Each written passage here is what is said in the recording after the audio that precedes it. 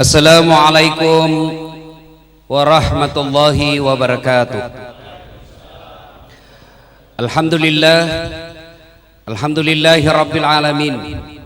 Wa bihi nasta'inu ala umurid dunya waddin. Ashhadu an la ilaha illallah wa ashhadu anna Muhammadan abduhu wa rasuluh. Allahumma salli ala Sayyidina Muhammad wa ala alihi wa sahbihi ajma'in. Amma ba'd. Ma'asyiral muslimin muslimat, Bapak Ibu saudara-saudara sekalian, beristimewa guru-guru kita, para habaib, spesial malam ini tuan rumah, guru kita, tuan guru kita semua, Ustadz Kiai Haji Ahmad Zaini, yang insya Allah dimuliakan dan dirahmati oleh Allah Subhanahu wa Ta'ala. Alhamdulillah, semenjak saya jadi mubalik, keliling-keliling ceramah maulid dari Sabang sampai Merauke, bahkan ke luar negeri, alhamdulillah disambut dengan baik ceramah-ceramah maulid itu. Dan umumnya temanya sama dengan peringatan hikmah maulid, kita meneladani Nabi dalam kehidupan sehari-hari. Pasti itu asal judulnya, dengan hikmah maulid kita mencontoh Nabi dalam kehidupan sehari-hari. Masalahnya kemudian adalah bagaimana kita mau mencontoh Nabi kalau sejarah Nabi kita tidak tahu. Bagaimana kita mau meneladani Nabi kalau sejarah Nabi kita tidak paham. Atas dasar pemikiran inilah sehingga ulama-ulama kita Ahlus Sunnah wal Jamaah, mereka memiliki metode dakwah yang sifatnya sangat kultural, yaitu peringatan maulid. Sayang seribu sayang, akhir-akhir ini banyak orang yang mengaku dirinya mubalik, yang baru belajar agama 3 bulan, itu pun melalui YouTube, baru 2 menit habis kuotanya. Paham agama setengah-setengah, datang maulid bid'ah, maulid tidak ada pada zaman Nabi. Sesuatu yang tidak ada pada zaman Nabi disebut bid'ah. Bid'ah itu sesat, sesat itu masuk neraka. Nenekmu punya neraka? Dari mana kau belajar, bos? Masa gara-gara kita cerita Nabi kau kasih masukin neraka? Gampang betul vonis kita masuk neraka. Luas betul itu sorga, kasih masuk kita juga sorga, bos. Ini biar semua orang Samarinda masuk surga muat. Masa gara-gara kita ikut ceramah maulid bid'ah, taksiyah bid'ah, zikir bersama bid'ah, doa bersama bid'ah. Gampang betul kita dikatakan bid'ah hanya karena alasan tidak ada pada zaman Nabi. Tapi sebenarnya mereka juga bikin maulid, cuma judulnya beda. Apa judulnya? Sirah Nabawiyah. Judul beda, casing beda, isi sama. Maka seperti kata tuan guru kita, tidak usah berpecah belah gara-gara perbedaan pendapat. Kita juga jadi ustadz jangan senang hobi mengadu domba umat. Semua umatnya Rasulullah cinta kepada Rasul dengan cara berbeda-beda. Ada yang dengan maulid, ada juga dengan sirah nabawiyah. Silahkan, tujuannya sama, mencintai Rasulullah Muhammad SAW.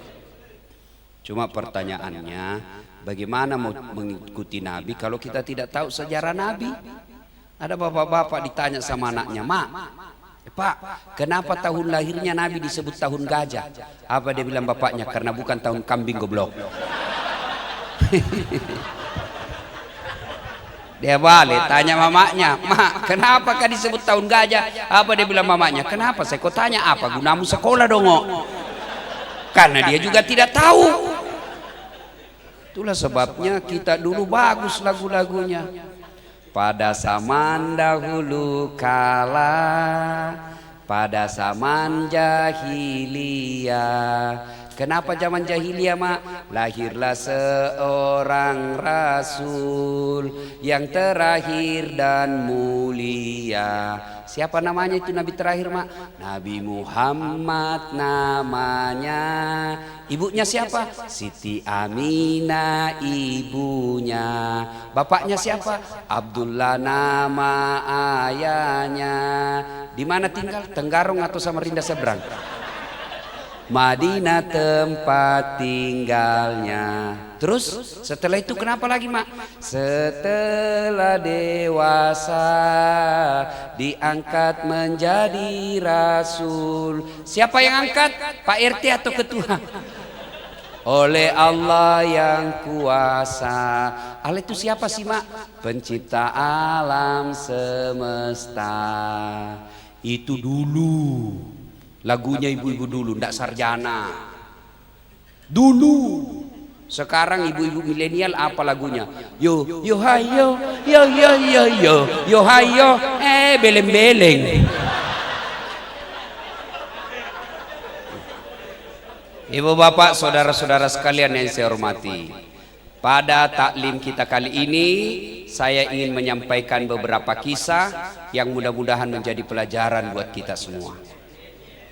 Satu, usia Nabi 36 tahun terjadi konflik, pertengkaran suku-suku ada di Mekah. Apa sumber pertengkarannya? Ka'bah dipugar. Sudah itu mau dikembalikan Hajar Aswad di posisi semula. Kata Bani Auf, kami lebih berhak. Kata suku yang lain, saya lebih berhak. Kata yang lain, saya lebih berhak. Bertengkar berhari-hari, tidak ada penyelesaian.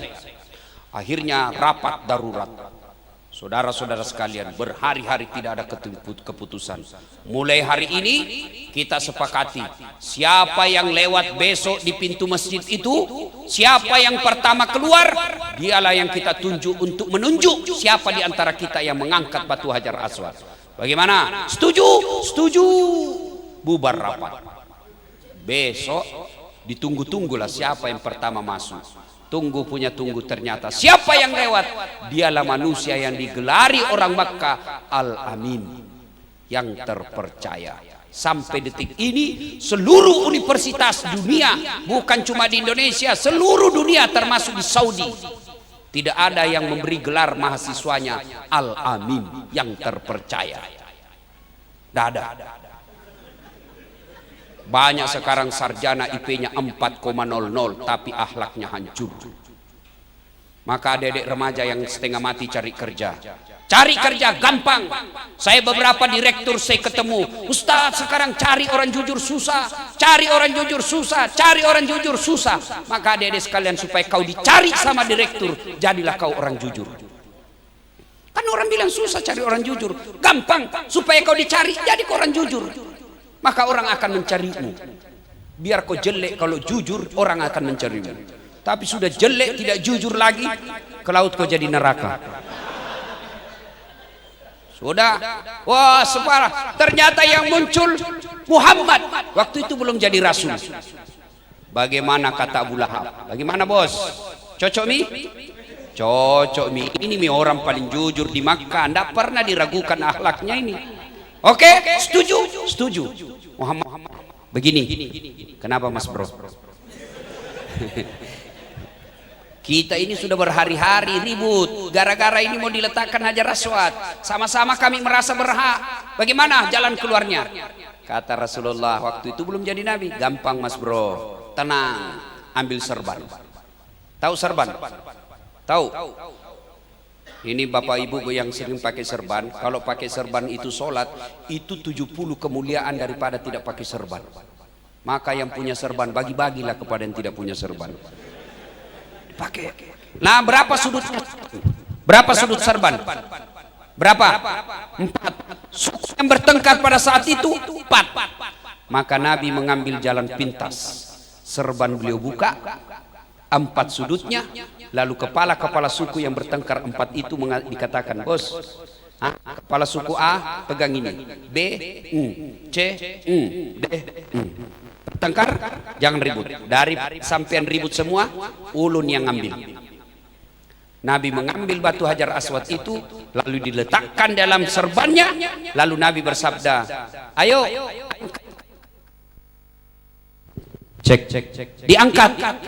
Maka lalu Nabi bersabda lagi, daripada sampean semua ribut, lebih baik saya yang letakkan. Setuju? Setuju. Selesai masalah, mengatasi masalah tanpa masalah. Wih, biar bapak-bapak sini tahu juga pegadaian. Masya Allah, berarti banyak yang suka menggadai di sini. Boleh menggadai, yang penting jangan gadaikan iman dalam pilpres. Gara-gara 300.000 milih pemimpin yang tidak betul agamanya. Jangan sampai. Nah sudah, apa hikmah dari sini? Apa hikmah? Ayo, terutama generasi muda, jadilah kaum yang cerdas. Nabi keliru kalau Anda mengatakan, ada kaum orientalis mengatakan Nabi bego, bodoh. Tidak. Kenapa kau bilang Nabi bodoh? Karena dia tidak tahu membaca. Demi Allah, Nabi tidak tahu membaca dan menulis, tapi tidak bodoh. Kenapa? Ada rahasia di baliknya Nabi tidak tahu membaca dan menulis. Supaya apa? Menghindari fitnah bahwa Quran itu karya tulisnya Muhammad.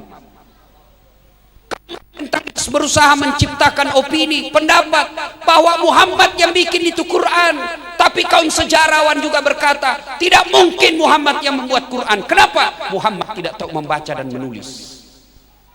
Gugur bahwa Quran itu karya Muhammad. Kenapa? Karena Muhammad terbukti tidak bisa membaca dan menulis. Tidak berarti bodoh.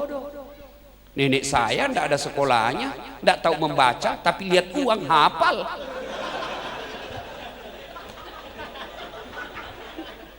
Bapak, saudara-saudara sekalian, adik-adik, belajar, pelajari ilmu media sosial, pelajari ilmu telematika, pelajari geofisika, pelajari ilmu kimia. Supaya apa? Supaya Anda semua menjadi pelopor pembangunan bangsa. Kalau kita bodoh-bodohi kita sama orang non-muslim. Itulah sebabnya kaum orientalis, seorang pemikir bule mengatakan knowledge is the best belong. Bingung.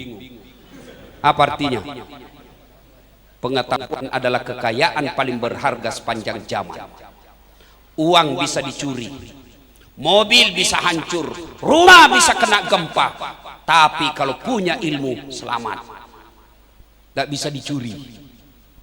Ali bin Abi Thalib pernah disodorkan pertanyaan, ya Ali, kalau kau disodorkan antara harta dengan ilmu, kau pilih mana?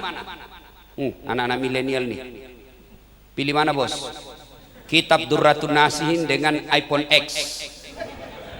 Mana? Kitab Sota. Ali dia pikir apa? Saya pilih ilmu. Kenapa ya Imam? Ada 3 kelebihan ilmu dibanding harta. Apa itu? Harta setengah mati kau jaga, ilmu dia yang jaga kamu. Punya uang 5 juta, kasih masuk safety box. Sudah itu digembok, masuk lemari, gembok lagi. Keluar kamar, gembok lagi. Keluar rumah, gembok lagi. Sudah 4 gemboknya. Pas keluar pagar, gembok lagi. 5 pagarnya, 5 gemboknya. Sampai di pasar Segeri, hilang kuncinya. Repot kan pelihara uang? Repot. Tapi dengan ilmu dia yang jaga kamu. Ada jaga yang gaib, ada jaga yang fisik. Siapa? Satpol PP. Misalnya dia di wali kota, itu kan dilindungi, kemana-mana dilindungi. Ada polisi Satpol PP, polisi setengah. Satpol PP itu kan polisi setengah, tidak ada tembaknya. Ya kan? Dilindungi, kemana-mana dilindungi. Masya Allah. 2 kata Ali, dengan ilmu kau bisa dapat harta, tapi dengan harta belum tentu kau dapat ilmu. Ada di kampung saya kaya pak, tapi kampungan tidak punya ilmu. Dia ke mall dibawa sama anaknya, dia masuk ke mall, dia lihat tangga lift. Tahu tangga lift? Dia bacalah itu di depan tangga lift, OPE open. Wih, open, besarnya pembikin kuenya. Open di kampung saya itu pembikin kue. Wih, lo pun anak siapa buat berpana ya? Mapelah, bujur, ulun bujur banar nih. Tiba-tiba ada orang China semua masuk. Wih, ajak Mutama, jangan kau masuk, panas di situ. Masuk pula ini orang Cina, tertutup pintu lift. Selang beberapa saat terbuka. Begitu terbuka, keluar orang Irian. Dia bilang, saya bilang memang jangan kau masuk, hanguslah kau. Padahal lain yang masuk, lain yang keluar. Ini kalau orang tidak ada banyak duitnya, mati kartu lah dia. Ambo, tolong minta Pak, tolong minta pantai. Anaknya bilang, Pak, kita lihat pantai. Dikelilinglah di Pantai Losari. 2 kali keliling. Dia bilang, mana ini pantai? Kayak gejek pantai. Kadang ini. Langsung dia bilang ini, kata si mojek pale. Dia bilang, mana pantai? Ini dia bilang, ini kalau banyak dipukul, dikira pantai itu sesuatu, ternyata pantai itu kalau di kampung Tasi. Enggak mengerti juga, sudahlah.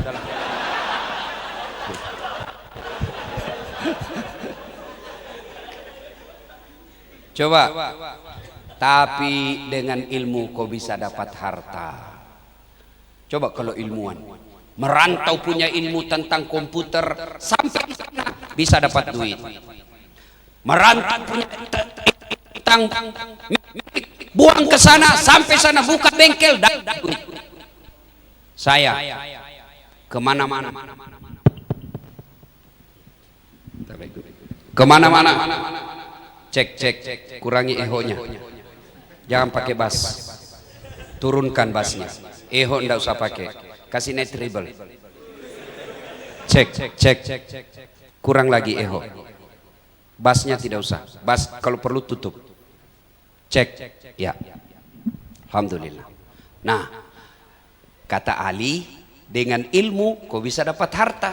Dengan harta belum tentu dapat ilmu. Mana buktinya? Kemana-mana dibayarkan tiket, bos. PP, tanggung hotel, luar biasa. Pergi tidak bawa uang, pulang bawa uang. Dengan ilmu, alhamdulillah. Belajar. Itulah sebabnya ayat pertama turun bukan perintah sholat. Ayat pertama turun bukan perintah tahara, bukan perintah haji, bukan perintah zakat. Apa ayat pertama turun? Iqra, baca. Artinya orang Islam tidak boleh menjadi umat yang bodoh. Kalau kita bodoh, dengan keterbatasan ilmu orang bisa mengadu domba kita.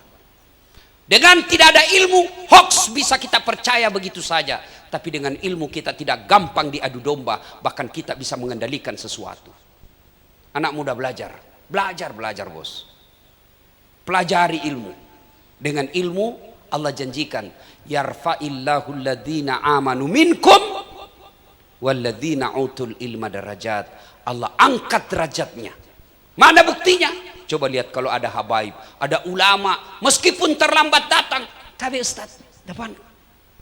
Saya itu di Makassar, biar saya terlambat, kalau ada acara pasti di depan. Pasti di depan. Dan apa bagian saya? Kepala kambing. Mak baca-baca, semua kue nomor 1 semua. VIP-nya kuenya. Ada teman saya juga doktor S2 juga, tapi tidak tahu ngaji, di belakang duduk. Takut disuruh ngaji. Apa bagiannya? Pisang goreng. Itu baru di dunia. Allah sudah angkat derajat. Maka adik-adik belajar. Salah satu di antara belajar itu hadir di taklim seperti ini. Hadir majelis-majelis seperti ini. Masya Allah. Bapak pernah dengar itu hadisnya tentang taklim. Bubar taklim, lalu Allah melihat ada malaikat, tanya, malaikat sini dulu, kau dari mana malaikat? Tentu tidak berarti Allah tidak tahu. Saya dari menghadiri majelis Guru Ahmad Zaini. Terus siapa yang hadir di situ? Disebutlah semua yang hadir. Lalu apa yang mereka lakukan? Mereka memuji-muji kebesaranmu ya Allah. Mereka mengagungkan-agungkanmu ya Allah. Kata Allah kepada malaikat, coba kau lihat itu. Umatnya Muhammad. Mereka belum pernah melihat saya, tapi mereka sudah mengagungkan saya. Bagaimana ketika mereka melihat saya di akhirat kelak? Lalu apa lagi yang mereka lakukan? Mereka memohon kepadamu ya Allah, agar dihindarkan dari api neraka. Lalu malaikat Allah lagi berfirman, coba lihat itu umatnya Muhammad. Mereka belum pernah melihat neraka, mereka belum pernah melihat api neraka, tapi mereka sudah berdoa agar dihindarkan dari api neraka. Bagaimana kalau mereka lihat neraka yang asli kelak? Lalu Allah lagi bertanya, apa lagi mereka minta?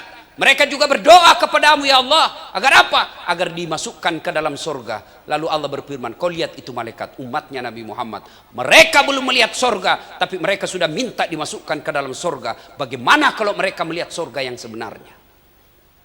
Lalu ketahuilah malaikat, seluruh dosa-dosa mereka yang hadir aku ampuni dosa-dosanya sebelum mereka meninggalkan tempat. Alhamdulillah. Jangan panik karena mati lampu. Ini mati lampu paling beberapa saat. Ini mati lampu kita masih bisa tengok kiri kanan. Masih ada handphone bisa jadi senter seperti di belakang saya. Masih bisa Pak. Panas masih tidak seberapa ini. Tapi ketika mati lampunya masuk kita di alam kubur, mati lampunya bukan sesaat, mati lampunya selama-lamanya, ditindis oleh tanah, dibungkus kain kafan, dan pada saat itu tidak ada lagi pertolongan kecuali amal-amal. Dan salah satu pertolongan adalah ilmu yang kita miliki. Nah, itu yang pertama.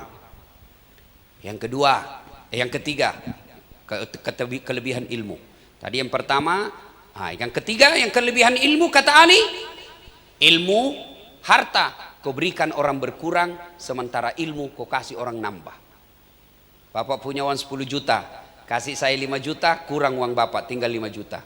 Tapi saya paham Al-Fatihah, saya ajarkan tafsir Al-Fatihah kepada Bapak, hilang saya punya ilmu? Tidak, justru nambah. Itu yang disebut amal jariah. Bu Bapak, saudara-saudara sekalian yang saya hormati. Nih, yang pertama kisah yang ingin saya sampaikan. Kisah yang kedua.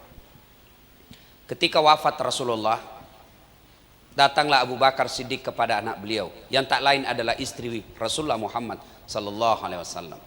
Kata Abu Bakar kepada Aisyah, "Nakku, apalagi amalan-amalan yang pernah dilakukan oleh Nabi yang belum saya lakukan?"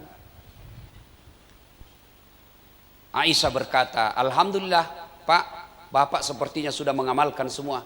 Cuma satu yang belum." Apa itu? Di sudut pasar ada orang Yahudi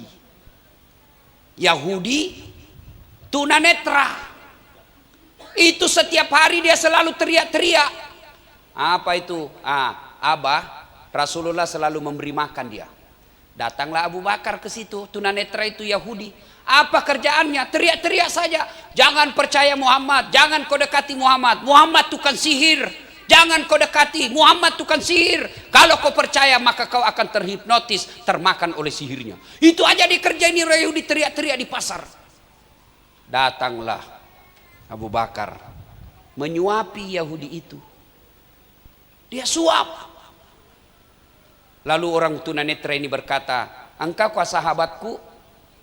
Abu Bakar tidak mau mengeluarkan suaranya karena takut ditahu. Sudah, dia suap. Begitu dia suap, dia tebas tangannya. Bukan kau yang menyuap saya selama ini. Sudah 3 hari kau tidak datang-datang. Siapa? Mana dia? Bukan kamu. Lalu Abu Bakar berkata, "Ya, betul. Saya sahabatnya yang engkau yang menyuapi kamu selama ini. Ketahuilah, 3 hari yang lalu telah menghadap kepada Allah Subhanahu wa taala. Telah wafat." Yahudi ini menangis sejadi-jadinya dan berkata, "Dialah Muhammad yang kau maki selama ini," kata Abu Bakar. "Dialah Muhammad yang selalu kau maki-maki tiap hari." Lalu Yahudi ini menangis, "Oh, dialah Muhammad yang selalu saya maki hari ini, setiap hari. Dia pun wafat, saya tidak tahu namanya dan saya tidak tahu dialah dia. Dialah Muhammad." Akhirnya Yahudi ini meneteskan air mata dan menyesal, masuk ke dalam Islam. Salah satu dakwah efektifnya Rasulullah adalah dengan akhlak. Jadi mubalik kalau cerdas tanpa akhlak gagal dakwah. Banyak sekarang mubalik dakwanya tidak menggunakan akhlak. Suka memaki-maki, suka menghina. Tidak seperti itu Rasulullah dalam berdakwah. Dakwah Rasulullah adalah menyentuh dengan hati, tidak pernah menyakiti. Maka heran saya kalau ada orang dakwah Pak, hanya perbedaan pendapat, mereka memaki-maki lawan yang tidak sesuai dengan pahamnya. Ini adik-adik perlu saya beritahukan. Saya dosen di ilmu komunikasi, saya doktor di bidang ilmu komunikasi. Dalam ilmu komunikasi ada disebut perspektif, sudut pandang. Kenapa ulama berbeda-beda tentang satu mazhab, satu hukum? Kenapa? Karena melihat mereka sudut pandang yang berbeda-beda. Contoh paling sederhana, meletakkan posisi tangan setelah takbir. Itu kan berbeda-beda ulama. Allahu Akbar, ada yang antara pusat dengan dada begini. Yang kedua, Allahu Akbar di atas dadanya begini. Ada lagi yang ketiga, Allahu Akbar di bawah pusatnya. Bukan di bawah sekali ya. Yang berikutnya, Allahu Akbar, dia lurus saja begini. Ini umumnya Syiah dan Iran. Boleh, silahkan pakai. Bapak yang mau begini silahkan, mau begini silahkan, mau begini silahkan, mau begini silahkan. Silahkan. Mana yang betul? Betul semua. Mana yang salah? Kalau kita pakai semuanya. Allahu Akbar.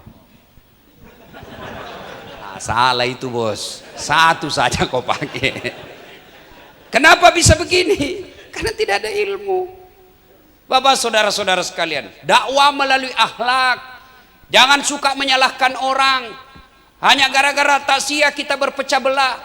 Hanya karena kunut tidak kunut kita berpecah belah. Jangan. Yang enak kalau kita saling menghormati pendapat. Ikutilah bagaimana Imam Syafi'i dengan Imam Ahmad. Mereka berbeda pendapat tapi saling menghormati. Antara guru dengan murid tidak saling menghina. Kita sekarang baru belajar YouTube setengah-setengah. Ini saya kasih contoh sederhana. Ini anak-anak milenial supaya gampang pahamnya. Saya ceramah sekarang, lalu 5 menit setelah saya ceramah ada yang upload saya punya ceramah, tapi sudah diedit. Sudah diedit. Lain bibir saya yang gerak, lain audionya, lain pula gambarnya, lalu lain lagi tulisannya di bawah. Padahal baru 5 menit akan terjadi bias kesalahpahaman terhadap apa yang saya sampaikan. Itu baru 5 menit yang lalu saya ceramah sudah bisa terjadi perbedaan.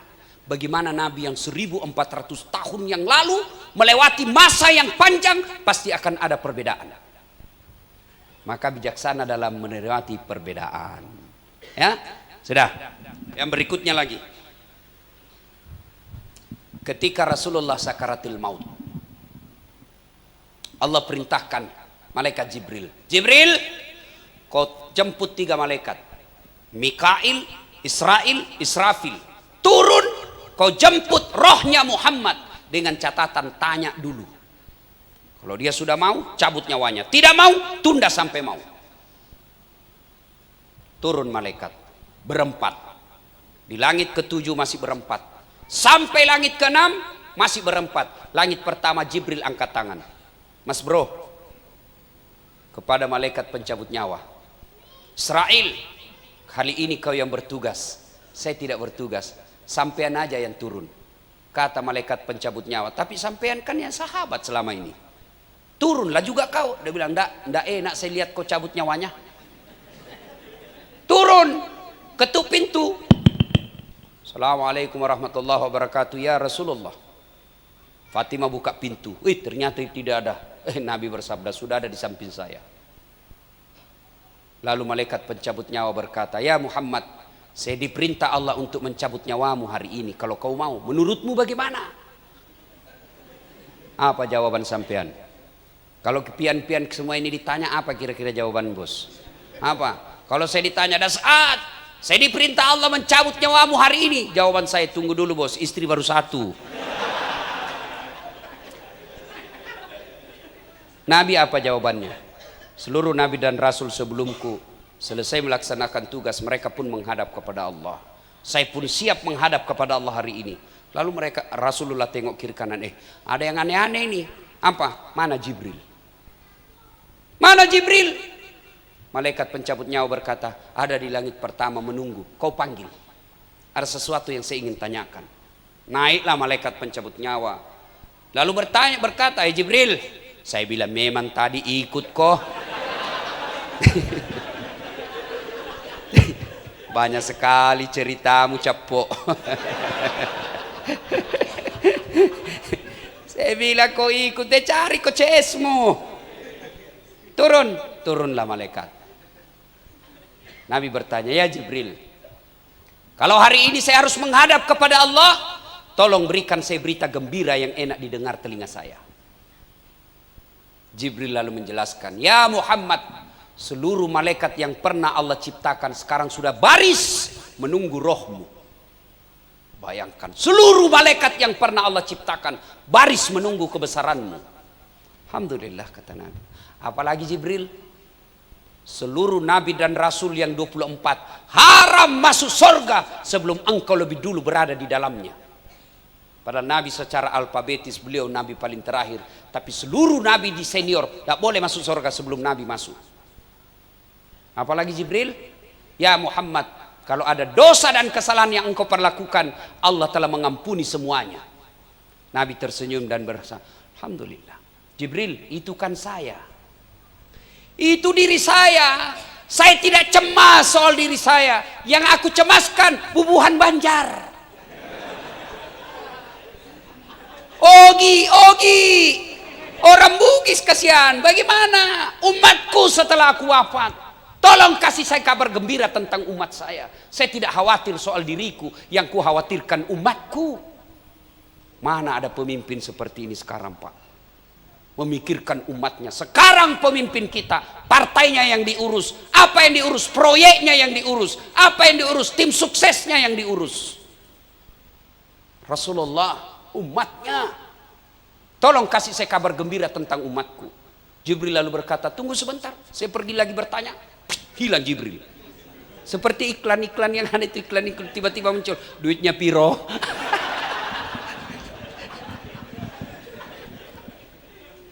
Masya Allah. Selang muncul lagi Jibril. Ya Muhammad, saya baru dapat berita gembira dari Allah. Apa Jibril? Meskipun engkau sudah tidak berada di tengah-tengah umatmu, meskipun engkau sudah wafat, selama umatmu berpegang kepada Quran dan Sunnah, mereka akan selamat dunia sampai akhirat. Tidak usah cemas, don't worry, be happy. Selama umatmu berpegang Quran Sunnah, meskipun engkau sudah tidak di tengah-tengah mereka Muhammad, mereka akan selamat dunia sampai akhirat. Nabi senang dan bersabda, alhamdulillah, senang sekali saya Jibril. Silahkan laksanakan tugasmu. Israel, mundur malaikat Jibril, maju Israel, lalu berkata, tabe. Ini bahasanya dasar. Tabe. Sidin siap?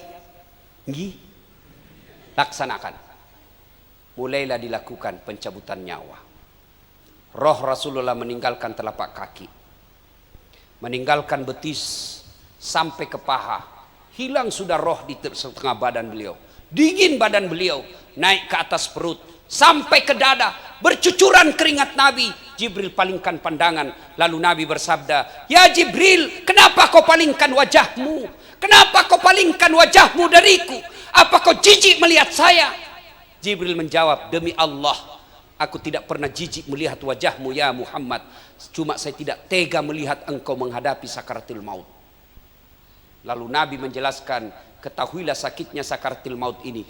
Andai saja Allah tidak cinta kepadaku, maka aku rasakan betapa sakitnya sakaratul maut ini. Lalu Nabi berdoa, ya Allah, jangan engkau timpakan sakitnya sakaratul maut kepada umatku. Cukup aku saja yang rasakan sakitnya sakaratul maut. Keluar rohnya Rasulullah sampai ke bibir paling terakhir. Siapa yang disebut Nabi? Apa beliau sebut bapak beliau yang tidak pernah ditemui? Apa beliau menyebut saudara-saudara beliau? Apa beliau menyebut paman-paman dan beliau? Menyebut keluarga beliau? Tidak. Siapa yang disebut? Ummati, ummati, ummati. Umatku, umatku, umatku. Begitu cintanya Nabi kepada kita semua. Andai saja bukan karena doa Rasulullah, kita akan rasakan bagaimana lebih sakitnya lagi sakaratul maut. Bapak saudara-saudara sekalian, bukan cuma sampai di situ cintanya Nabi kepada kita, sampai ke akhirat kelak. Ketika hari kebangkitan, dibangkitkan manusia pertama, Rasulullah Muhammad SAW. Beliau bangun dan dia gosok matanya, lalu di hadapannya ada Jibril. Ya Jibril, hari apa ini? Jibril menjawab, ini hari kebangkitan yang pernah Allah janjikan kepada kalian. Lalu Nabi, siapa yang dicari? Siapa yang dicari? Apa beliau mencari bapak beliau yang tidak pernah dilihatnya? Tidak. Nabi bersabda, ya Jibril, kalau ini hari kebangkitan, mana umatku? Begitu cintanya Rasulullah SAW kepada kita. Menyambung pembicaraan guru kita tadi, Rasulullah menunda doanya. Untuk apa? Dipakai di akhirat. Itulah syafaat. Dalam sebuah hadis diceritakan, ketika kita dikumpul di padang mahsyar, dikumpul kita di padang mahsyar, bayangkan dari Adam sampai kiamat, berapa triliun manusia itu. Pernah rasakan perkumpulan manusia? Pernah rasakan kumpulnya manusia? Misal pilkada, kita nyoblos ngantri. Pernah rasakan ngantri nyoblos? Padahal kita cuma satu TPS. Di TPS itu juga masih ada tenda. Kadangkala ada AC-nya. Kita ngantri. Tapi subhanallah, di akhirat kelak, ngantrinya bukan 100 manusia, bukan 1000 manusia, bukan 1 miliar manusia, triliunan manusia dari Adam sampai hari kiamat. Pada saat itu hampir semua manusia gelisah. Kenapa mereka gelisah? Mereka ingin tahu status hukumnya, sementara pengadilan belum juga dimulai. Samalah kita di dunia ini, dinyatakan tersangka sama polisi. Kan kalau kita tersangka mau cepat-cepat diadili. Adili saya, kalau saya salah, vonis berapa tahun. Kalau saya tidak salah, nyatakan saya tidak salah, bebaskan dari sangkaan. Begitu juga di padang mahsyar kelak. Semua gelisah, saya masuk surga atau tidak? Saya masuk surga atau tidak? Pengadilan belum mulai. Pada saat gelisah itu, datanglah sekelompok manusia menghadap kepada Nabi Adam. Ya Adam, engkau adalah kakek para manusia, engkau adalah bapak seluruh manusia. Tolong menghadap kepada Allah, berdoa agar segera dibuka pengadilan. Mendengar ini Nabi Adam geleng kepala. Saya malu menghadap kepada Allah hari ini. Kenapa? Saya pernah makan barang haram sekali waktu saya hidup. Di mana mukaku mau kusimpan? Adam alaihi salam sekali makan barang haram, malu ketemu Allah di akhirat kelak. Gimana kita yang pedagang tiada hari tanpa nipu? Gimana pegawai negeri jadi pegawai nyogok? Nyogok 500 juta tadi pegawai, sampai pensiun kau tidak bisa kumpul itu 500 juta. Apa jadi pegawai? Apa enaknya itu jadi pegawai negeri? Gayaan aja. Mana di casing? Mana ada pegawai tidak ada utangnya di koperasi? Coba periksa, ada semua itu. Gali lubang, tutup lubang. Kenapa tahu? Karena saya begitu. Coba, saya ini dokter, dosen ilmu komunikasi, berdarah-darah otak saya belajar sampai S3. Berapa gaji saya sebagai PNS di dosen Unhas? Tidak sampai 4 juta. Coba, nyogok 500 juta, sampai pensiun tidak bisa. Apa itu pegawai negeri? Katanya pegawai negeri tanggal 1 sampai tanggal 10 makannya apa? Sari laut. Oh hebat. Tapi tanggal 11 sampai 12 turun sarimi. 21 sampai 30 saridon. Obat sakit kepala, habis uang cicilan belum lunas. Jangan. Dengar saudara-saudara sekalian, yang jadi pegawai karena jogok, sampai kapan gajinya dia makan, sampai itu dia makan barang haram. Bahkan sampai pensiun menurut Profesor Kuresial, dia makan gaji haram. Jangan nyogok. Tapi dia bilang, anak mahasiswaku susah Ustaz jadi pegawai sekarang kalau tidak nyogok. Orang Bugis bilang, biar kau S2, S3 kalau tidak D3 tidak lulus. Saya bilang, bagaimana ceritanya? Nah lebih tinggi S2 itu daripada D3. Apa itu D3? Dui dalle deking. Nah ini khusus bahasa Bugis. Mohon maaf ulun mohon maaf yang Banjar kada mengerti, ya sudah sabar. Coba jadi pegawai nyogok, nauzubillah min zalik. Ini sekarang mau jadi polisi sekian, mau jadi tentara sekian, jadi pegawai sekian. Tidak bisa Ustaz. Buktinya saya beberapa bersaudara jadi pegawai tidak ada. Saya jadi dosen di Unhas tidak nyogok, malah negara yang minta saya mengajar. Siapa yang sosogok? Allah. Kalau Allah yang menentukan, tidak ada kekuatan manusia itu. Itu yang namanya keyakinan, hakul yakin. Siapa kita sogok? Bangun sholat tahajud 40 malam berturut-turut, minta kepada Allah. Masa Allah tidak kabulkan? Allah sudah janji, ud'uni astajib lakum. Minta kau kepadaku, pasti saya kasih. Itu janji Allah, bukan janji caleg. Tuh, kalau caleg mau dipilih Pak, dia bagi-bagi kartu namanya. Pilih saya. Nih, sama-sama bubuhan Banjar. Pilih saya terpilih, telepon 24 jam, gampang. Begitu terpilih dia ganti nomor HP-nya. Bukan anggota DPR caleg, anggota majelis, bukan. Anggota majelis kalau ada caleg kita pilih baik-baik. Kalau anggota majelis, kalau bukan anggota majelis ya sudah anggota majelis yang jelas-jelas agamanya. Bapak saudara-saudara sekalian, Nabi Adam malu ketemu Allah karena pernah makan barang haram. Lalu Nabi Adam berkata, silakan kau datang kepada Ibrahim alaihissalam. Ya Ibrahim, engkau adalah kakek para nabi, tolong menghadap kepada Allah, berdoa supaya segera dibuka pengadilan. Mendengar ini Nabi Ibrahim pun geleng kepala. Saya tidak mau, saya malu ketemu Allah hari ini. Kenapa? Saya pernah bohong sekali waktu saya hidup. Masih ingat kisahnya Ibrahim alaihissalam bohong?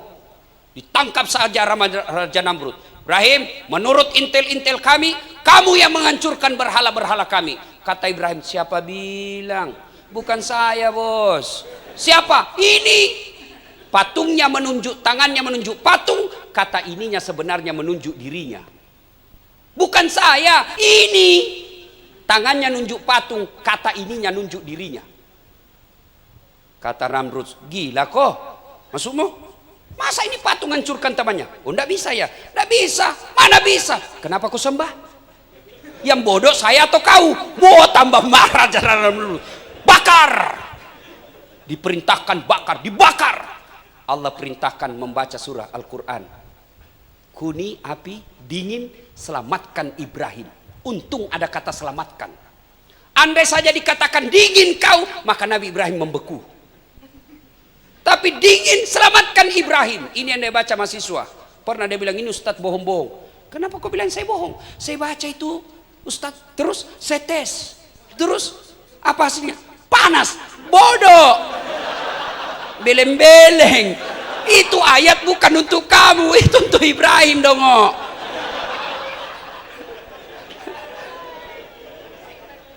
Kata Ibrahim, saya malu ketemu Allah. Kenapa? Saya pernah bohong sekali.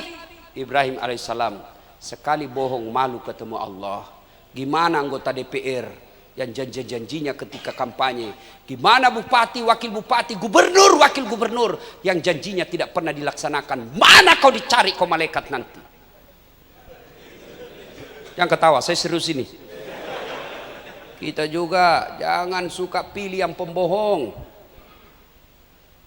Ibrahim alaihissalam sekali bohong malu ketemu Allah. Gimana bapak-bapak yang tidak hari tanpa bohong istrinya? Alasan rapat-rapat ternyata pergi merapat. Bukan poligami ya, bukan selingkuh. Kalau poligami halal. Yang penting bapak berani. Marah-marah ibu-ibu di sebelah. Ibu-ibu mau ndak cepat masuk surga? Pasti jawabannya mau Ustaz. Jalannya gampang, suruh suami kawin lagi. Dia bilang banyak jalan menuju surga Ustaz. Memang banyak tapi macet. Ini jalur pintas. Tapi sakit hati Ustaz. Benar sakit hati Ustaz. Betul memang sakit hati. Kenapa? Karena hadiahnya surga. Kalau tidak sakit hati hadiahnya kipas angin. Bapak saudara-saudara sekalian, Ibrahim alaihissalam sekali bohong malu ketemu Allah. Lalu Ibrahim alaihissalam berkata lagi, silakan kau datang kepada Nabi Nuh. Minta Nabi Nuh berdoa. Ya Nuh, engkau Nabi, tolong menghadap kepada Allah. Berdoa supaya segera dibuka pengadilan. Apa kata Nabi Nuh? Iya masih rito kak capok. Tentu dalam buku tidak ada bugis ya. Saya malu juga hari ini. Kenapa? Saya pernah diutus menjadi nabi dan rasul. Justru anak saya melanggar dan melawan saya. Saya malu ketemu Allah. Di mana mukaku mau kusimpan? Nuh alaihi salam, satu anaknya membangkang, malu ketemu Allah. Di mana bapak yang 4 anaknya semua tidak tahu sholat? Di mana bapak yang punya anak gadis tidak pakai jilbab? Nuh satu anaknya malu ketemu Allah. Di mana kita Pak? Jangan sampai kita tiap malam datang majelis ini, majelis ini, majelis ini. Anak kita tidak pernah hadir dalam majelis. Alhamdulillah, saya bangga Pak kalau ada orang tua mampu bawa anak-anaknya masih SD datang majelis. Tidak gampang itu Pak. Anak-anak sekarang merusak. Siapa yang rusak anak-anak kita? Handphone. Demi Allah, baru-baru ada orang curhat sama saya. Usia 15 tahun. Ustaz, kenapa deh? Hamil pacarku. 15 tahun. Cerita-cerita, wah bagaimana caranya bisa hamil coba pacarmu udah kau 15 tahun. Anak SMP, tanya-tanya, memang sudah berapa perempuan kau kasih begitu? Sudah 5 Ustaz, tapi baru hamil ini. 5 cewek dia gagahi. Saya tidak masuk akal, gimana caranya? Di mana kau lakukan? Tidak mungkin kau masuk hotel, orang tahu kau di bawah umur. Apa jawabannya? Memang tidak di hotel Ustaz. Terus di mana? Di rumahnya itu perempuan. Mana orang tuanya? Saya tahu jam sibuknya orang tuanya tidak ada di rumah, maka di situ saya datang. Hati-hati ibu-ibu. Jangan sampai bapaknya sibuk, ibunya sibuk di luar rumah, anaknya digagahi di rumahnya, anak gadisnya ditiduri sama pacarnya. Kira-kira kalau anak kita ditiduri di luar rumah kita, Pak, ya di luar pengawasan. Tapi kalau di rumah kita ditiduri anak gadis kita oleh cowoknya, bencana besar buat orang tua. Siapa yang rusak anak-anak kita? Handphone. Kita belikan handphone katanya supaya anak kelihatan orang kaya, kelihatan dia anak hebat. Akhirnya apa? Handphone itu yang rusak anak kita.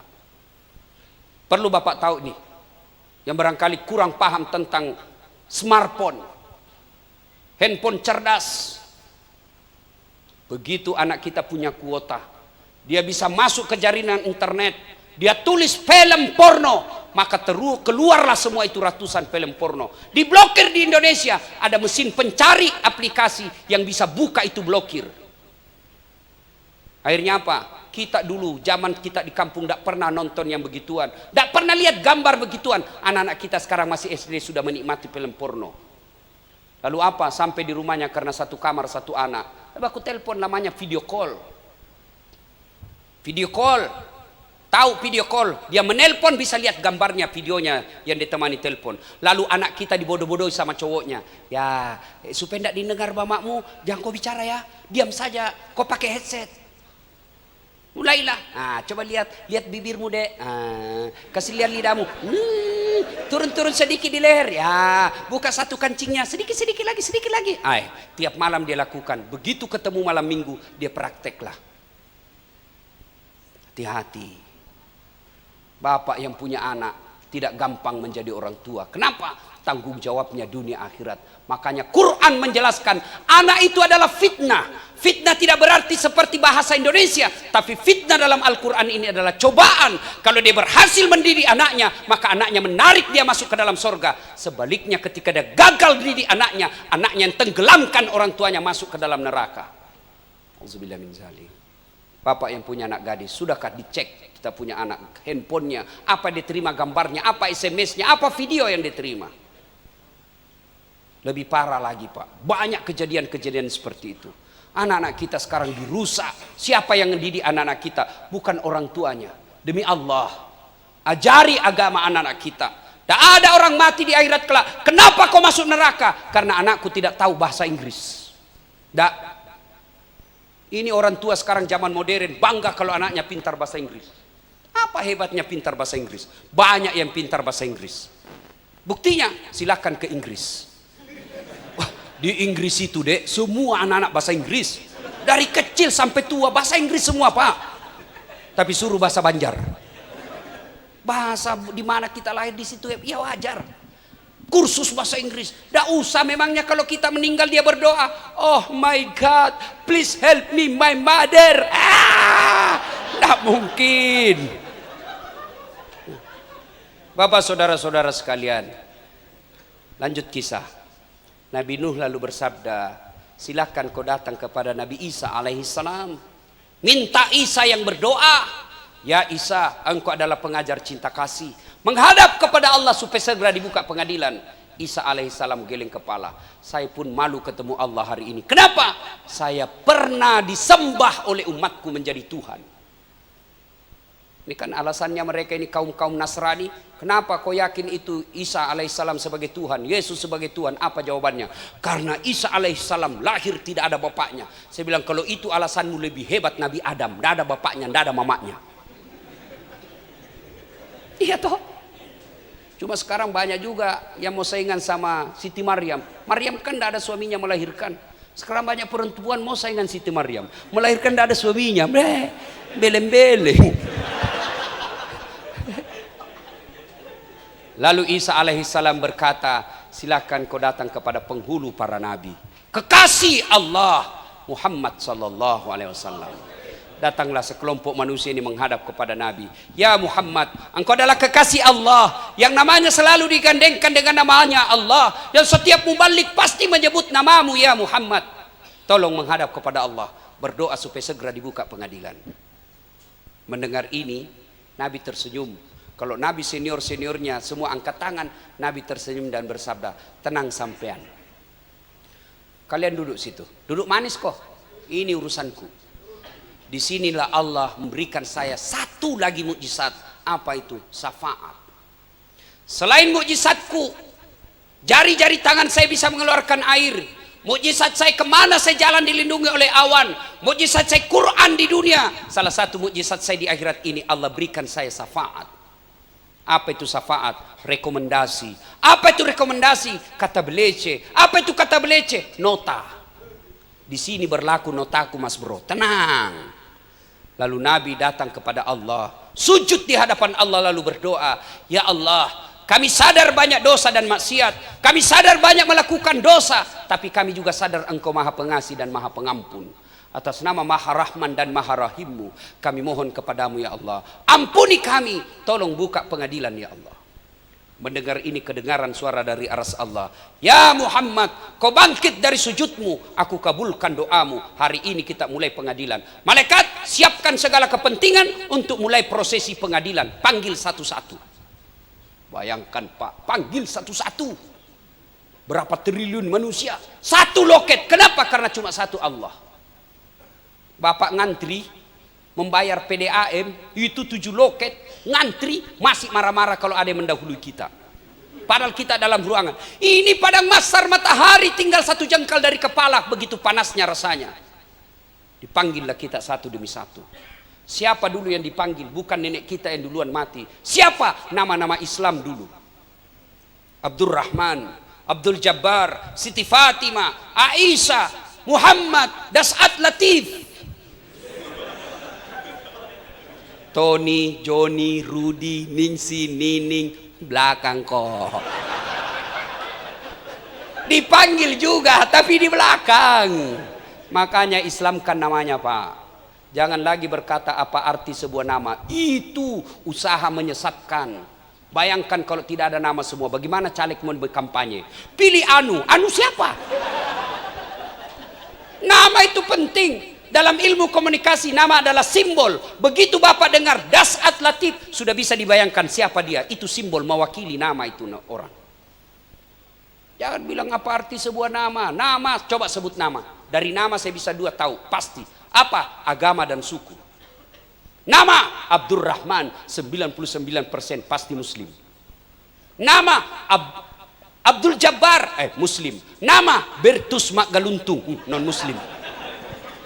Nama Maria non muslim. Siapa nama? Ambok Dalle, tidak mungkin Jawa. Mana Jawa Ambok Dalle? Tidak mungkin, pasti Bugis. Kalau Margono, iya. Jokowi, iya. Susilo Yono, itu Bugis. Ambok Dalle, Bugis. Siapa nama? Ambotang, suku Cina. Mana mungkin?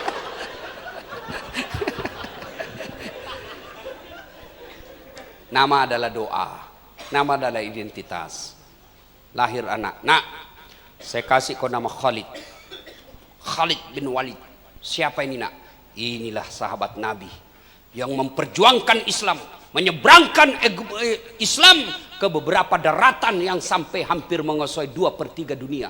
Nih Khalid bin Walid, saya mau kau seperti Khalid bin Walid.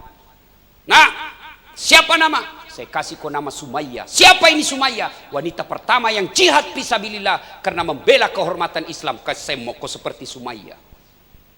Lahir nak, saya kasih kau nama Ayu Tinting. Kenapa? Ini artis populer. Akhirnya tak Tinting. Saya kasih kau nama Ronaldo. Kenapa? Jago main bola. Bagaimana mau main bola? PSSI saja sampai sekarang masih ribut-ribut. Kasih nama-nama yang baik. Ada bilang, Ustadz, bagaimana kita yang sudah terlanjur? Ya sudah, Islamkan. Gimana caranya? Tambah Muhammad di depannya. Mumpung saya ingat, Bapak yang punya nama Muhammad, muliakan itu nama. Jaga nama kemuliaannya itu Muhammad. Jangan salah satu kemuliaan nama, jangan tulis setengah-setengah. Muhammad Rais, dia tulis M Rais. Apa itu M? Makan, minum. Tulis lengkap Muhammad Rais. Lebih baik Raisnya kau ringkas Muhammad R. Jangan M, Rais. Apa M? Ada juga setengah. Mu. Apa mu? Ketawa, saya serius ini. Coba, masih ingat almarhum Soeharto? Sebelum beliau haji, siapa namanya? Soeharto. Tapi begitu ke Tanah Suci, Raja Fat waktu itu paham ini hadis, setengah mati Soeharto nanti kalau meninggal ini. Tidak lama dia dipanggil. Akhirnya apa? Diislamkan dan ditambah namanya Muhammad Soeharto. Bapak-bapak silakan islamkan namanya. Jaga kewibawaan nama Muhammad. Jangan nama Muhammad tapi tukang judi. Nama Muhammad tapi koruptor. Nama Muhammad tidak tahu sholat jamaah. Nama Muhammad tapi anaknya tidak pakai jilbab. Dia cari kita nanti malaikat menghina nama Muhammad. Hati-hati. Selamatkan nama Rasulullah, muliakan nama Rasulullah. Sudah, dimulailah pengadilan, panggil satu demi satu. Ketika Nabi menceritakan masalah ini, sahabat bertanya, "Ya Rasulullah, luar biasa syafaatmu waktu itu. Hebat betul syafaatmu waktu itu. Apakah kami umat Islam otomatis mendapat syafaatmu?" Nabi berkata, tidak. Tidak otomatis. Kalau kau ingin mendapat syafaat, rekomendasi, nota dari saya, ada 2 syaratnya. Berapa? 2. Lebih susah syaratnya jadi caleg. Lebih susah syaratnya jadi politisi. Nabi hanya minta 2 syarat. Apa syaratnya? Kata Nabi, aqimis salat. Tetongangi sampajangi, dirikan solat. Tidak mungkin kalian mendapat syafaat tanpa solat. Biar hadir majelis setiap saat seperti ini, tapi kalian tidak solat, tidak ada gunanya. Bapak tidak bayar zakat tetap Islam. Bapak tidak haji tetap Islam. Tidak puasa tetap Islam. Tidak sholat kafir. Al-Fat 29. Banyak orang pak takut sekali berzina, takut ngambil sandalnya orang, tapi begitu tiba waktu sholat tidak sholat. Tidak ada gunanya ketakutanmu kepada Allah. Gimana hidup kita tidak susah? Karena kita tidak datang kepada yang maha menyelesaikan kesusahan. Gimana hidup kita tidak berantakan? Kita tidak datang yang mengatur hidup kita. Siapa yang punya dunia?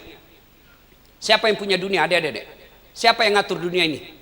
Allah. Anda cari dunia, dekati yang punya dunia. Siapa? Allah. Kelar kita punya hidup kalau Allah kita dekati. Cara mendekati Allah, solat. Makanya ketika waktu azan datang, setan cebarkan pasukannya. Biarkan dia haji, biarkan dia bayar zakat, biarkan dia puasa. Tapi ketika mau sholat, kerahkan segala kemampuanmu agar gagal dia sholat. Kenapa? Puncaknya pengkhianatan ketika Anda tidak sholat. Tidak usah pak, gampang ini urusan dunia. Gampang punya mobil, gampang punya rumah, gampang selesai penyakit. Caranya dekati Allah. Kalau sholat baik, gampang punya mobil. Tidak masuk akal. Siapa bilang tidak masuk akal kalau Allah yang mau? Saya tanya, bisa tidak perempuan hamil tidak pernah disentuh laki-laki? Bisa? Tidak mungkin kata ilmu kedokteran. Tapi kalau Allah yang mau, Siti Maryam, wanita suci, tidak pernah disentuh laki-laki, melahirkan Isa alaihi salam. Bisa kira-kira manusia dibakar hidup-hidup, bisa hidup? Tidak mungkin kata akal sehat. Kalau Allah yang mau, Ibrahim alaihissalam dibakar dalam api justru kedinginan. Ada tidak manusia bisa hidup dalam perut ikan? Tidak mungkin kata manusia. Tapi kalau Allah yang mau, Yunus alaihissalam, perut ikan, berbeda pendapat. Ada ulama mengatakan 40 hari. Keluar selamat. Kalau Allah yang mau. Perahunya waktu itu, petinya Nabi Musa, Sungai Nil mengalir ke kanan. Hukum biologi, hukum fisika mengajarkan kalau air mengalir ke kanan, pasti benda yang ada di atasnya mengalir ke kanan. Waktu itu Sungai Nil airnya mengalir ke kanan. Petinya Nabi Musa justru mengalir ke kiri. Tidak ada pakai mesin. Kemana? Kemasuk ke pekarangan rumah orang yang mau membunuh dia. Justru hidup dalam rumah orang yang memusuhi dia. Kalau Allah yang mau. Kecil punya mobil bos. Kecil punya rumah, kecil. Caranya apa? Dekati Allah. Cara dekati Allah, sempurnakan sholatmu. Saya kasih contoh sederhana. Saya akrab dengan Pak Isra Nur. Saya datang ke Samarinda. Tapi Pak Gubernur, saya ada di Samarinda, mau keliling-keliling ini cari-cari orang Bugis, cerita-cerita. Tapi tidak ada mobilku. Kata Pak Isran, tenang Pak Ustadz. Telepon ajudan. Ajudan, siap. Ada itu Ustadz Dasat di Hotel Senior. Bawakan mobil full tangki, jangan lupa kasih pembeli pulsa. 10 menit kemudian datang ajudan. Tapi Ustadz, ada kiriman mobil dari Pak Isran. Aman masalahku soal mobil. Kenapa? Saya akrab sama yang punya Samarinda. Selesai. Tiba-tiba ada dari Sulawesi, tidak pernah ketemu Pak Isran, tidak pernah didengar namanya, tidak pernah kenalan, telepon. Tapi Pak Gubernur, saya ada di Samarinda, pinjam dulu mobilnya. Siapa ditelepon Pak Gubernur? Ajudan? Bukan. Siapa? Kapolres. Tangkap dia, penipu. Tidak pernah ketemu kok nelpon-nelpon, pasti penipu. Begitu juga Bapak, tidak pernah sholat hari Jumat saja, itu pun paling terlambat datang, paling cepat pulang. Hatib baca khutbah dia tidur. Tiba-tiba sakit, ya Allah saya sudah capek ini ya Allah. Kata Allah, malaikat karena dia sudah capek sekali cabut nyawanya. Apa masih mau kok? Jelas, jelas. Gimana hidup kita tidak susah? Saya kasih contoh lagi paling sederhana. Saya pergi cukur. Tahu nyukur? Yang cukur saya antara laki-laki dan perempuan. Makhluk begini kan cerewet. Di kampungku bilang calabai. Ini kan cerewet sekali, semua mau dikomentari. Saya diam saja dengar. Nanti saya tersinggung waktu dia bilang, Ustadz, saya tidak percaya Tuhan Maha Pengasih. Sembarang dia bilang ini bencong ini. Kenapa aku bilang begitu? Kalau Tuhan Maha Pengasih, kenapa ada peminta-minta di jalan? Oh, betul juga ini dalam hatiku. Tapi tidak ada gunanya diajak berdebat. Jenis kelaminnya aja tidak jelas.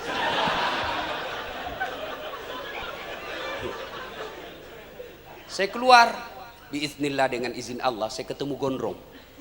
Wah, ini jawabannya ini. Sini Kodek, kasih kau 50.000. Ikut sama Ustadz, ikutlah dia. Saya pergi kembali ke tukang cukur.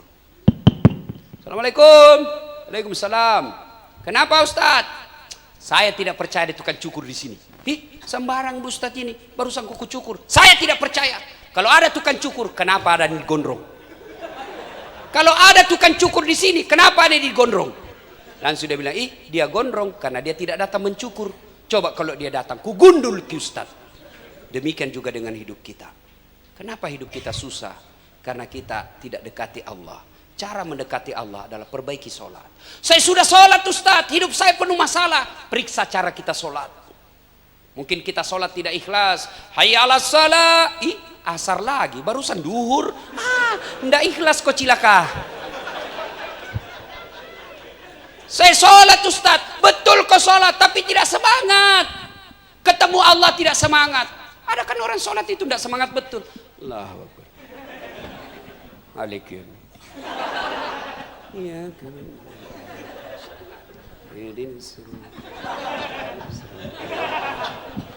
Sampai buritnya pun digaruknya. Katanya sholat tapi garuk burit. Siapa yang ngajar kita bos? Atau dia sholat terlalu semangat? Allahu Akbar. Mak keju-keju. Ada juga orang sholat kok siapa buku apa kok baca sholat seperti itu tidak tenang betul. Ada sholat kayak ditiup angin. Allahu Akbar. Pantas 17 tahun kau sholat, hidupmu masih sial. Kenapa kau tidak sholat seperti Nabi? Jujur, adik-adik punya handphone? Punya?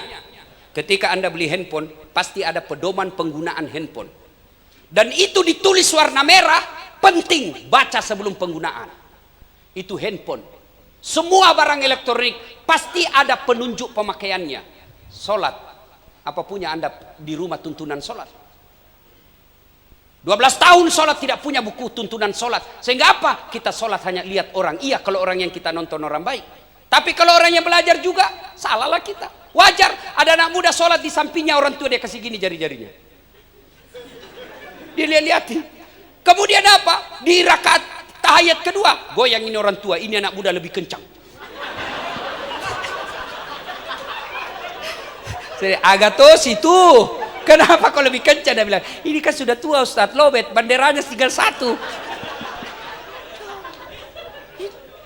Ayo, kalau hidup kita belum kelar, meskipun kita sudah sholat, periksa sholat kita. Barangkali sholat kita belum sebaik-baiknya. Kita sholat pakaian seada-adanya. Kadang-kala pakai baju oblong. Sholat duhur 3 menit. Assalamualaikum, Assalamualaikum. Saya tanya, kenapa cepat sekali bos? Dia bilang, saya sudah hafal Ustaz. Dari kecil saya sudah hafal ini bacaan. Bos, sholat itu bukan soal menghafal. Ada rukun-rukunnya yang harus kau perhatikan. Kalau soal hafalan, cuma kau bilang saja. Kalau soal hafal, bilang saja, Allahu Akbar. Tuhan, bacaannya sama kemarin. Assalamualaikum warahmatullahi. Selesai Pak. Yang ketawa bos, serius ini. Jelas. Ayo perbaiki sholat. Kalau sholat baik Pak, aman. Saya bukan mau takabur. Ini supaya adik-adik ini, saya lihat banyak remaja. Saya senang kalau anak remaja banyak. Saya pernah rasakan menjadi cleaning service. Travel paling terkenal di Indonesia waktu itu, di Makassar. Saya membersihkan 4 toilet satu hari. Saya bilang sama yang punya travel, bagian pengawasan, tidak usah gaji saya, tapi kalau ada pengundian gratis, umroh, kasih masuk namaku. Sampai tutup itu kantor, tidak dapat-dapat. Saya ingat betul, ruang 207, lantai 2, PIS 3 Unhas Sospol. Saya keluar dari kelas itu, saya ditunjuk seniorku, Dasat, tidak malu-malu kau itu bajumu cakar semua. Tahu cakar, baju bekas. Saya tidak malu, saya tidak marah, saya hanya berdoa, ya Allah, umurku berikan saya umur yang panjang supaya saya bisa berbuat baik sama ini orang. Saya pernah rasakan jalan kaki, bukan pernah, sering. Dari tempat saya tinggal ngontrak, jalan kaki ke sekolah berkilo-kilometer. Kadang-kala sembunyi-sembunyi karena kita malu dilihat cewek, tidak ada uang. Saya pernah rasakan jual jalan kote. Tidak tahu apa bahasanya di sini jalan kote. Kanan jalan kote, kiri pastel, kiri es lilin. Bawah paling sial kalau musim hujan. Tidak ada laku esku. Pernah saya jadi loper koran. Selesai salat subuh saya bawa itu langganan-langganan. Pakai sepeda BMX, dicuri lagi saya punya sepeda. Saya pernah rasakan menjadi tukang cuci. Sepupu-sepupu saya, kau tidak usah panggil tukang cuci, saya yang cucikan bajumu, berapa kau bayar terserah. Saya pernah lewati semua itu. Tapi saya sangat yakin kalau sholat saya baik, tidak mungkin Allah sengsarakan hidupku. Tuhan apa sengsarakan hidupnya orang baik sholatnya? Mana ada Tuhan kasih susah orangnya orang yang baik sholatnya? Tuhan apa itu? Saya pelihara sholat saya biiznillah, dengan izin Allah. Alhamdulillah. Kalau saya dulu jadi pegawai catering, pegawai cleaning service, supaya saya bisa umroh, tidak dapat. Alhamdulillah sekarang saya punya travel sendiri. Saya bisa mengumrohkan siapa saja yang saya mau dengan izin Allah. Bahkan insya Allah dalam waktu dekat saya akan buka cabangnya di Samarinda. Yang mau umroh bersama Ustaz Datat silahkan. Mau umroh cari yang ada artis. Mau pergi bikin sinetron. Wih, ada artis Irfan Anu di sini. Kau mau pergi bikin sinetron? Kalau mau umroh cari yang ada guru. Kenapa? Kita mau beribadah. Kalau mau pergi ke Singapura cari yang ada artis. Alhamdulillah biiznillah. Dulu saya jalan kaki pergi sekolah kuliah dengan izin Allah. Saya punya kendaraan yang saya pakai sekarang belum ada 5 di Makassar seperti itu. Dengan izin Allah. Dulu setengah mati saya sekolah, sekarang gelar saya bertumpuk-tumpuk. Jarang orang ustadz yang punya seperti itu. Bukan saya bermaksud sombong. Dr. Dasat Latif, SOS, Sarjana Sosial, SAG, Sarjana Agama, MSI, Master Science, PhD, Philosophy of Doctor, 2 doktor saya. 1 dalam negeri, 1 luar negeri. Orang bilang bagaimana caranya? Gampang, perbaiki sholatmu. Allah yang tentangkan, selesaikan sekolahmu. Dengan izin Allah, perbaiki sholat. Teman saya yang pernah hina saya, alhamdulillah Ramadan kemarin tahun ke-7 saya kasih zakat. Perbaiki saja sholat bos. Kecil itu punya dunia. Perut banyak orang tidak makan, tidak sholat gara-gara makan.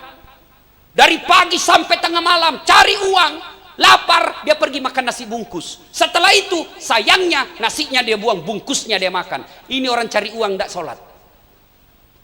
Setengah mati cari duit. Duhur tidak sholat, asar tidak sholat, maghrib tidak sholat, lapar cari duit karena jadi buruh. Akhirnya apa? Dia pergi beli nasi bungkus. Sayangnya setelah ada nasi bungkusnya, nasinya dia buang, bungkusnya dia makan. Bodoh, belen-belen, dongo. Itulah orang setengah mati cari dunia tinggalkan sholat. Berapa banyak orang tidak sholat gara-gara cari perut. Rezeki Allah yang ngatur. Jangan pernah cemas. Allah sudah tentukan rezekimu. Tidak ada orang di Samarinda ini mati kelaparan. Ada di Samarinda mati kelaparan? Tidak mungkin. Binatang saja Allah jamin rezekinya. Cicak. Tahu cicak? Tahu? Apa dia makan itu cicak? Nyamuk. Mana masuk akal? Satu di dinding, satu terbang. Kapan ketemunya? Tidak masuk akal toh. Tapi lagu saya waktu kecil lagunya begini. Cicak-cicak di dinding, diam-diam merayap. Datang. Nyamuk yang datang. Lagu tidak mengatakan cicak lompat ke nyamuk. Tidak. Jauh. Jelas anak muda? Jelas? Sholat sempurnakan, kelar hidup lu bro. Nggak usah cari kiri kanan apa, cari muka sama pejabat, cari proyek. Allah kau dekati, perbaiki sholatmu. Selesai masalahmu. Yang kedua kata Nabi, kalau ingin mendapat syafaatku, banyak-banyaklah engkau menyebut namaku. Inilah salawat. Cintai Rasulullah, ada 3 caranya minimal. Pertama, biasanya orang yang kita cintai selalu disebut namanya. Ya Nabi salam alaik, ya Rasul salam alaik, ya Habib salam alaik. Coba anak muda sambil praktekkan. Jalan-jalan sambil lagu senang-senang. Salatullah, salamullah ala toha Rasulillah. Salatullah, salamullah ala yasin habibillah. Coba amalkan itu. Tidak usah pulang-pulangku berbadan 2. Wah, hancur kok cilaka. Coba ibu-ibu lagi susah, tiba-tiba dapat WhatsApp suami bersama orang lain. Tidak usah gelinda gulana. Kalau dia berbuat mesum dan dosa di luar, dia tanggung di akhirat kelak. Bukan tanggungan ibu. Ketika gelisah seperti itu, tidak usah curhat di Facebook, tidak usah share di medsos. Ngadu kepada Allah supaya cepat ngaduan kita sampai kepada Allah. Tawassul kepada Rasulullah dengan cara apa? Banyak-banyak sebut namanya Nabi. Ya Nabi salam alaik, ya Rasul salam alaik, ya Habib salam alaik, salawatullah alaik. Nangis di hadapan Allah seolah-olah ada Nabi menyambut tangan kita. Sallallahu ala Muhammad, sallallahu alaihi wasallam, sallallahu ala Muhammad, sallallahu alaihi wasallam. Saya kalau salawat begini di Makassar, jamaah semua ikut. Di sini dilihat-lihati saya. Dia kira barangkali saya nyanyikan. Coba, Bapak saudara-saudara sekalian, banyak-banyak menyebut Nabi. Yang kedua, cara mencintai Nabi, cintai pewarisnya. Siapa pewarisnya? Bukan gubernur. Siapa pewarisnya?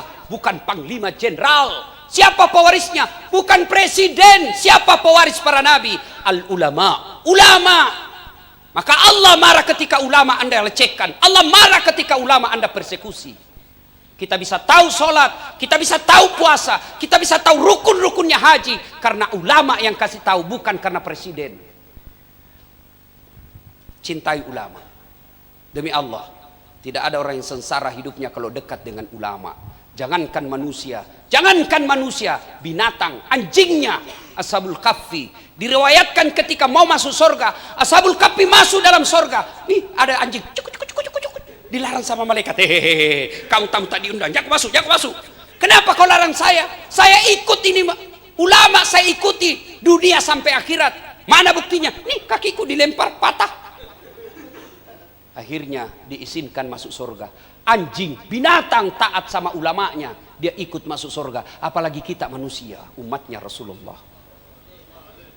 Cintai ulama, jangan cinta sama gubernur, pejabat. Boleh cinta pejabat, tapi jangan terlalu menghamba sama pejabat.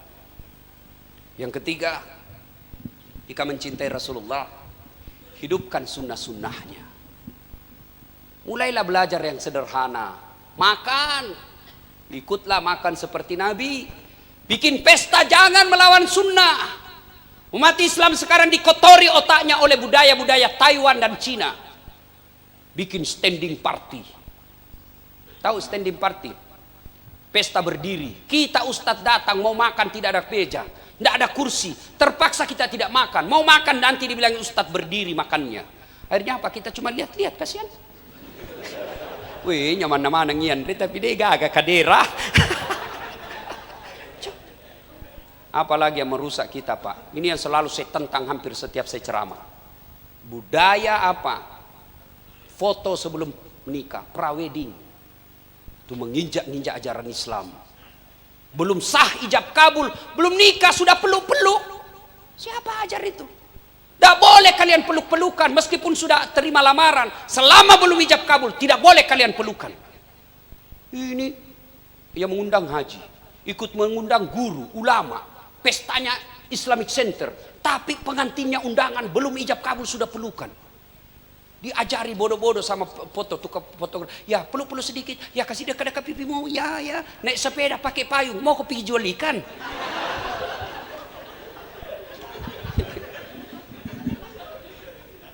Sunnah-sunnah. Adik-adik, mulailah mencintai Rasulullah. Pakai baju, dahulukan kanan. Buka, dahulukan kiri. Nyalakan mesin motor, sunnah membaca Bismillahirrahmanirrahim. Starter Bismillahirrahmanirrahim. Pakai sendal, dahulukan kanan dulu. Buka kiri dulu. Sunnah jangan berdiri. Mulailah dari situ, yang sederhana-sederhana. Mulai naik-naik sedikit, kita terbiasa dengan salat tahajud. Mulai agak berat, kita mulai lagi dengan Senin Kamis. Insya Allah, cinta kepada Allah dan Rasulnya, selamat dunia dan akhirat. Ibu bapak saudara-saudara sekalian, inilah tausiah kita pada taklim kita kali ini. Mudah-mudahan ada manfaat. Terima kasih Tuan Guru yang telah mempersilahkan dan memberikan saya waktu untuk berdiri di tempat ini. Terima kasih. Mudah-mudahan kehadiran saya ada manfaat buat diri saya terutamanya.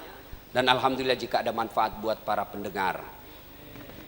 Terakhir sekali saya diminta untuk kalau ada yang mau umroh, tunggu dulu ceramah dulu. Kalau masih mau lihat ceramah saya, gampang. Buka YouTube, tulis nama saya, Das'at Latif. Keluar itu ratusan ceramah saya, macam-macam judul. Sudah itu kasih tanda begini. Jangan begini ya. Kalau kau kasih begini, nah cari kau malaikat nanti. Masa dakwah kau kasih begini? Kalau tidak senang sudah, tidak usah komentar. Kasih begini. Lebih bagus lagi kasih komentar. Oke, punya ceramahnya Ustaz. Sudah like and share. Jangan lupa subscribe. Itu yang versi panjang-panjang. Kalau mau yang pendek-pendek namanya Chelsea, ceramah singkat. Silakan follow saya di Instagram. Das'at Latif 1212. DASAD, Das'at Latif 1212. Itu ceramah saya 1 menit. Sudah Ustaz, kutek tidak mau terbuka. Berarti tidak ada kuotamu bos. Kalau ada mau umroh dan haji plus, berangkat tahun ini kita berangkatkan tahun yang sama. Tahun depan berangkat mendaftar tahun ini, mendaftar tahun depan, tahun ini, tahun depan kita berangkatkan. Cara bayarnya nanti Bapak keluar visa baru bayar kalau mau percaya. Haji plus. Kalau umroh nanti kita akan buka di kantornya Rabita kalau saya tidak salah ya. Lambung Mangkurat. Mudah-mudahan ada faedah. Demikian, lebih dan kurangnya mohon dimaafkan. Nun wal kalam yauma yasturun. Billahi fi sabilil haq. Assalamualaikum warahmatullahi wabarakatuh.